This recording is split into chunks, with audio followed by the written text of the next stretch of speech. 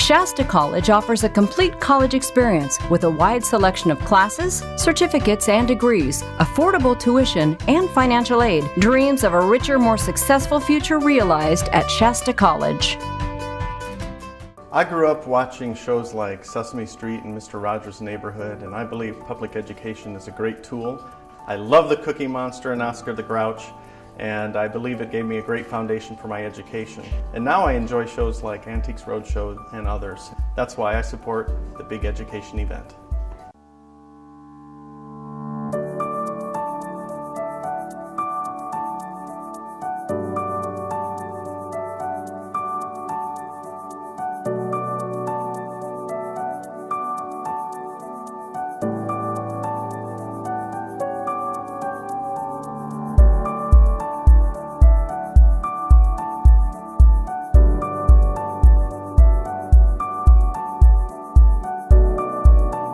Hello, and welcome to KIXE TV's Big Education Event. I'm your host, Jesse Angelo. Who doesn't need a little support every now and again? I know I do. And we're going to be traveling tonight to 5 different schools to meet members of the support staff. So let's get to it. Our first stop is up in Oak Run to meet Assistant Director Angela Simonis.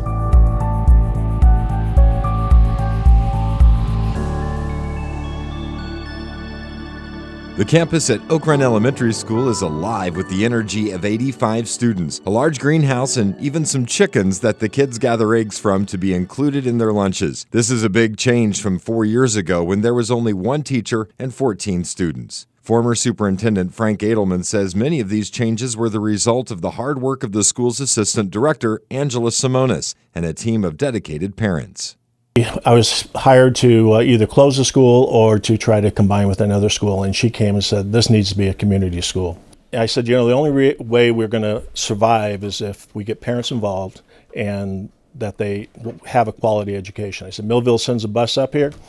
Parents have a right to go where they think it's going to be best for their kids. So until we get a quality program. So she says, all right, I'm in. And she and Leanne came in, they start talking about what their needs were, what the community needs were. And it was really nice because what she was telling me is, let's make the school reflect us versus us fitting into the school. And when I went to school here, there were 100 kids here. And it was a community. It was all my friends' families, the events, and all of that. And so I moved away to go to college, and when I came back, it was gone. Like, there wasn't that here. And it's something that I want for my children, is that community and is having that place to come where there are all those kids. And so really, the most fulfilling thing for me is having that environment for my children.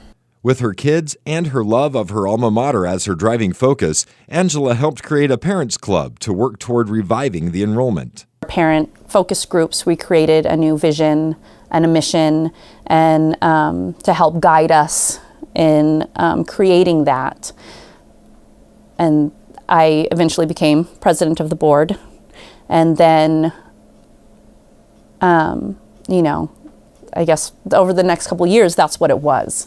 It was looking for that program that would fit our community and would create a quality educational program here at our school and would bring the parents and the community back. First year we tried thematic teaching, and then we went to problem-based learning. And that's where you look at what schools should do is to constantly go after what they want.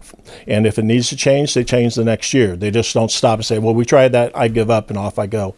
And Angela stayed with us, so that tenacity where she gets her hands in and saying, okay, that didn't work, but we like these things of thematic teaching because our kids understand why they're learning something, instead of just opening the vessel and filling them up. And so what we were looking at is problem-based learning, that the kids understand there's a reason and problem solving and figuring things out. And so when we saw the Montessori, that just blended right in.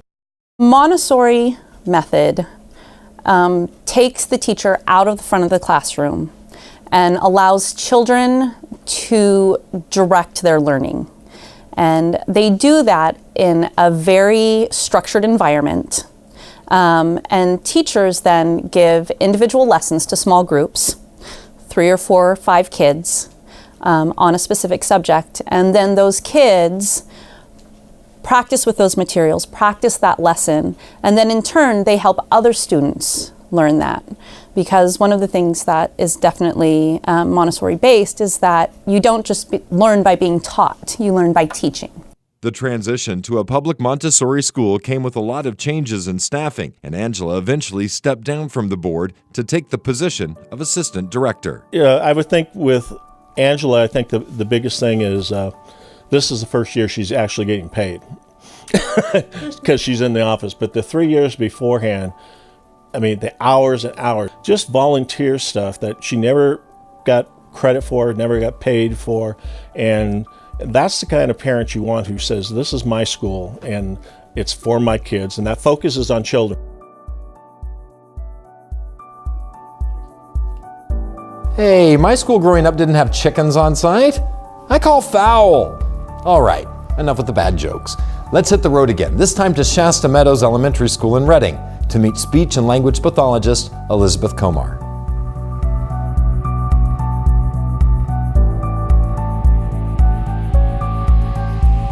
Speech and language pathologist Elizabeth Komar has spent the last 30 years helping children learn how to communicate, something she feels is essential to education. We work in a variety of different areas, articulation or sound production, language, what children understand, their vocabulary, how long of a sentence they can understand, as well as expressive language, how much language they use to communicate. We work with children who have any voice disorders, fluency disorders, or pragmatic or social disorders. I think everything in education is language-based. If you're going to be able to read, you have to have vocabulary. If you're going to be able to follow directions at PE or learn math skills, you have to have, number concepts, time concepts, and you have to be able to have communication skills that are functional enough to support you so you can learn, in all the different reading, writing, and arithmetic. Developing those strong communication skills can be especially difficult for children with developmental disabilities, and it's that population of students that Mrs. Komar has dedicated her life to serving. Elizabeth is a speech and language pathologist, so for many years she has really focused on the younger children, so she works with preschool, and she's very talented working with children with autism, which of course that's a huge growing population for us. So she actually has, in our program, she has worked within the classroom environment, supporting us. We call it embedded speech. So she becomes part of our team. She works with our teachers and our paraprofessionals as well as the children. So she's a great model, showing our staff how to continue some of the practices that she employs with the children when she's not present. The population in that area of disability has grown tremendously, so that now it's a huge focus. Children with autism have multiple areas of concern. One is that they're not social. They don't know how to be social with others, which is primary to communication. It's more important than being verbal, is to be social so that you know how to get your needs met. They have, a lot of sensory issues. They would rather be in their own world. That's kind of a big descriptor. A child who truly is autistic is in their own world. And so my role in working with staff is, how do we get them into our world or get them interested in us so that they do want to communicate. And so we do that in a lot of different ways. We teach them turn-taking skills, primary to language, even rolling a ball back and forth or playing tag on the playground. Before I ever work on communication or actual verbal skills, they have to know how to take turns, because conversation and communication is taking turns. So we work with the children a lot through play, rolling the ball back and forth to teach how to take a turn. We teach them how to make eye contact so that they'll focus on my face, because if they aren't looking at me, then I can't, teach language. For Mrs. Komar, it's seeing her students use their newfound speech and communication abilities in the classroom or with their families that motivates her to keep pushing for excellence every day. When the light goes on and it clicks and they get the concept you're working on, or they haven't been able to produce a K or a G, and then suddenly they know how to get their tongue in the right place and they can say words correctly, and especially if it's in their name. And you just see how excited they get, and then they go back and they're in the classroom, and when they're reading, they're saying the sound the right way, and they're getting lots and lots of praise and recognition from the teachers. It's when the children are successful and the excitement that the families have. One of the most impressive things that was ever said to me was by a dad when I first started, and I was single, and I didn't have a son, and his daughter had a pretty significant language delay, and she was pretty nonverbal. And we were at her IEP, and there were lots and lots of goals about writing and cutting and reading and communication. He said, they're all great, but what I really want is my daughter to talk to me. I want to know how her day was. I want to know what she's feeling. So that to me was really impressive, that communication. It's, whether it be a child working on a sound or just being able to communicate how their day was, how important that is to their life. Shasta Meadows principal Brandy Stone believes a large part of what makes Mrs. Komar so successful is her warm spirit. So I was in a room when Elizabeth came in, and one of the students just lit up, excited. Will you take me? Is it my turn? Can I go with you? They're eager to work with her because of her personality and her childlike spirit. Elizabeth's patient helps the kids through difficult times, and she's able to then help them reach their goals one step at a time, and it takes a lot of patience and repetition with students, and she does a really nice job.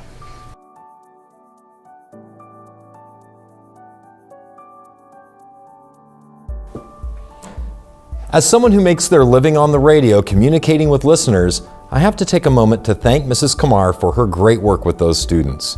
Okay, so do you have your snow boots ready? Because we're headed up the hill to Coffee Creek Elementary School to meet instructional aide Bonnie Grooves.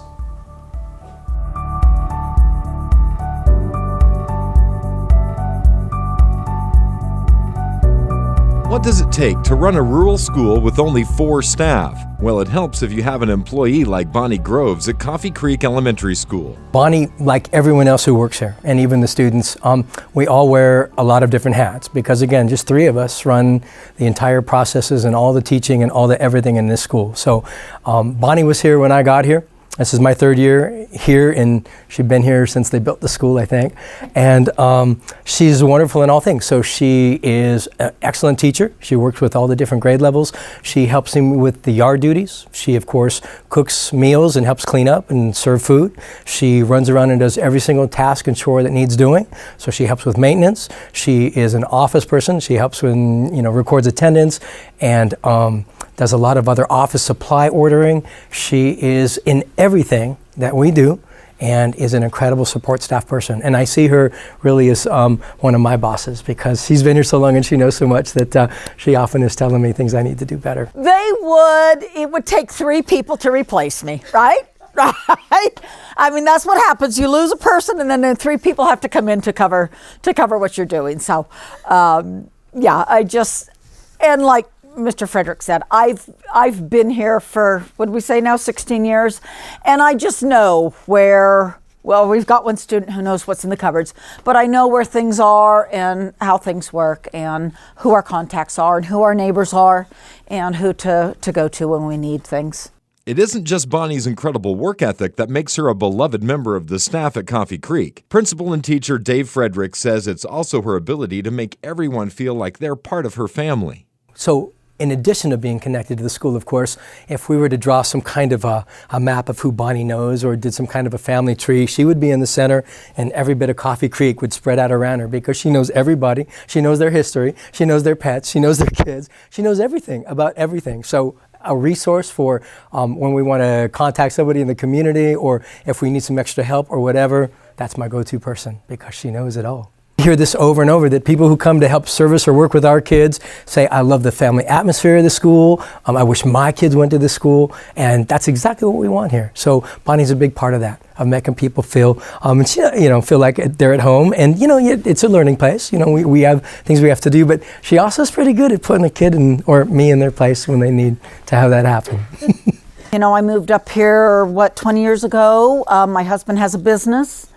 And I just want people to come to the area and enjoy it as much as I do. I didn't like cold feet.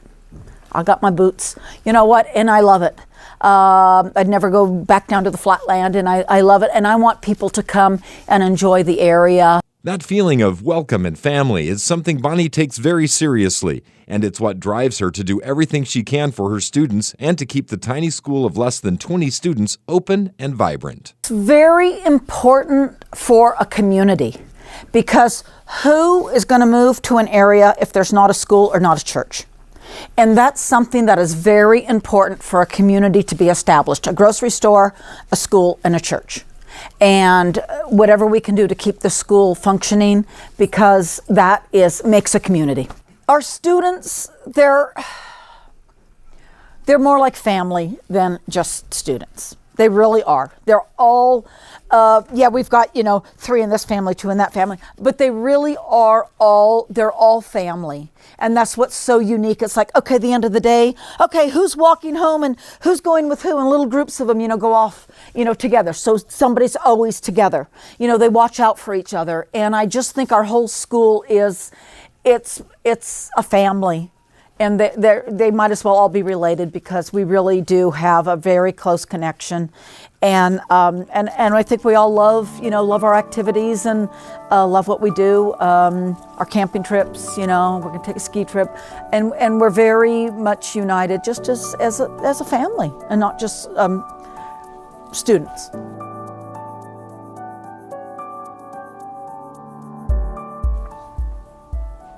Wow, you can really feel what a tight-knit community their school is up there in Coffee Creek. I wonder if Bonnie would accept me as one of her extended family. Now, let's get going, because we have to travel about 3 hours south to meet special education aide Sandy Brazington at Paradise High School.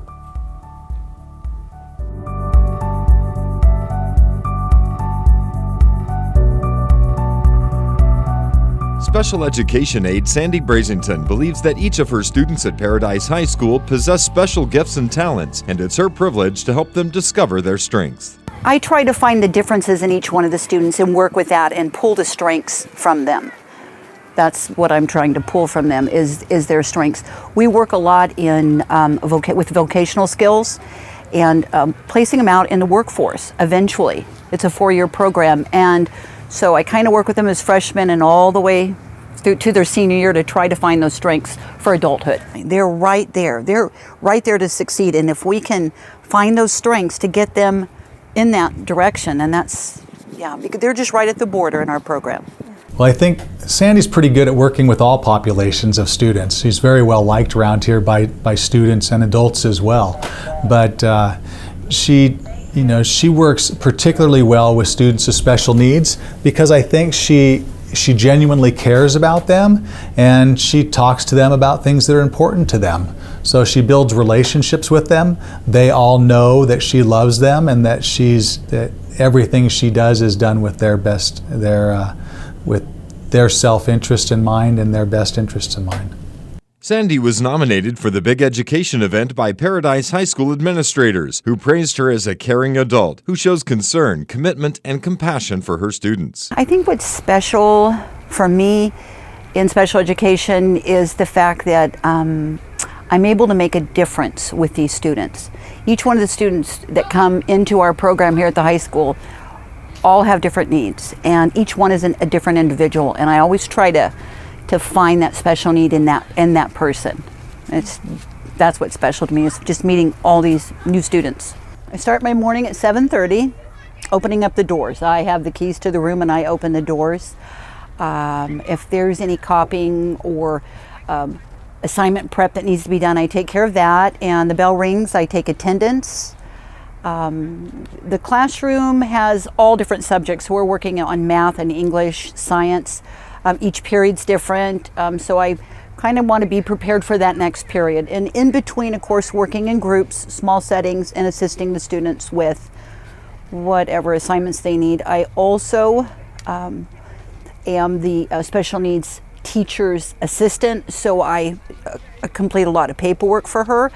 I also complete a lot of paperwork for the vocational part of the class. So It's a lot of paperwork, but a lot of time with the students and just classroom prep. So it's a big responsibility. My day's full. Sandy's one of those employees that every organization, every business, and every school wants to have. She'll do absolutely anything that she's asked to do, and she'll do it with enthusiasm. So really the challenge for us, the challenge for us at Paradise High School and for me as the principal is to try to make sure Sandy's not trying to do too much and trying to keep her reeled in a little bit. For Sandy, the students are at the heart of everything she does, and as long as there are kids who need her love, compassion, and the extra push to succeed, it will be very difficult to reel her in. You know what, I think that the special day class here at the high school is just an amazingly ran program. There's a lot of support staff besides myself and the teacher, and with all the different classes that the students take, and we work with them and help them in other classrooms. It's just a really well-run program. These students need this. They need it, and it's good teamwork too. All the ladies, we just mesh. We get along really well.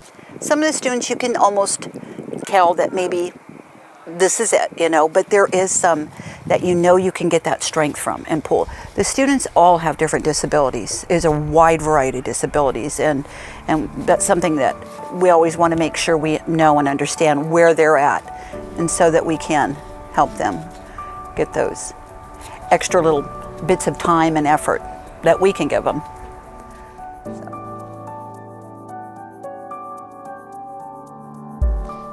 And Sandy, you are a very valuable part of that team. Since we're already down in Butte County, let's hop down to Clark Road and Highway 70 into Palermo to meet custodian Jim Babb and his amazing Dr. Seuss mobile.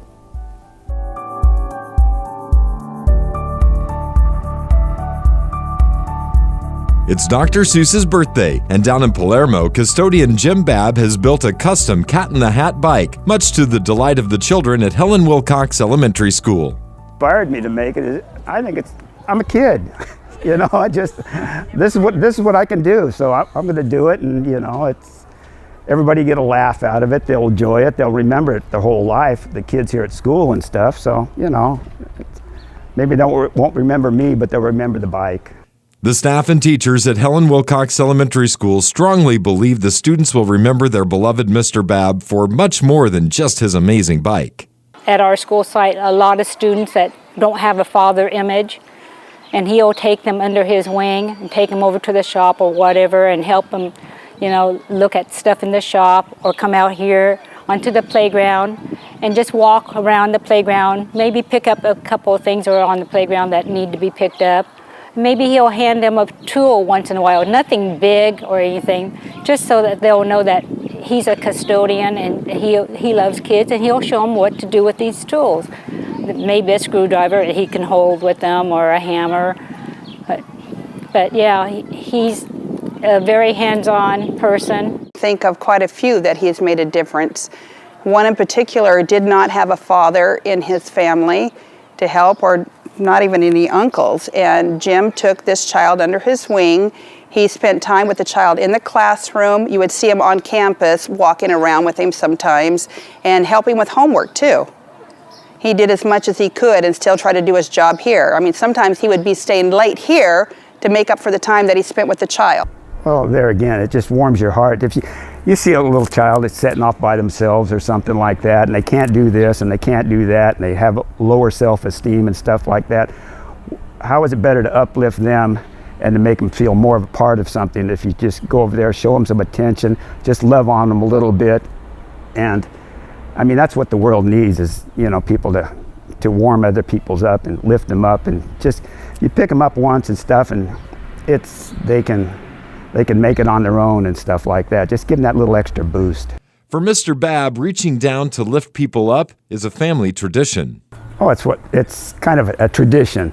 Say during the depressions and stuff, my grandparents, they would go and help feed people who didn't have things. My parents kept it up, and this is and that, and that's just the way our family is. I mean, my son takes it up, so it's a wonderful feeling. There's not a better feeling in the world to to lift somebody up or to help them out. It's just a warm feeling in your heart. Other people find it other ways. I find it in helping them. He's always willing to help anybody, and he's like an unsung hero. He doesn't want a pat on the back. It embarrasses him. A kind, caring heart and a talent for bike building aren't the only special traits Mr. Babb brings to the school. According to the staff, he's also full of mischief. The thing that he's pretty famous for, though, is being a prankster, and that's his favorite thing. He's known to survey the school, look for the highest building, and he's loaded with water balloons, and yes, a hose just in case. And most of us would look down when we're walking or in front of us, but we learned to look up after we had been bombed by water balloons. The things with the kids and stuff, I'd put green confetti in the ductwork, and as soon as they'd get into class and stuff, I'd blow it out on them and stuff like that. So I mean, there's a variety, you know, whatever time you can, whatever's timely, like, you know. So I'd say that's probably the best thing is.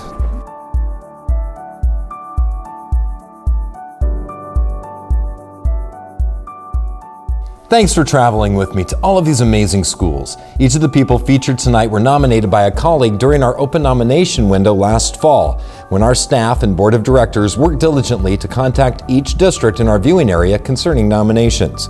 If you would like information on how you can nominate someone for next year's big education event, contact the station at 243-5493. I'm Jesse Angelo. Good night.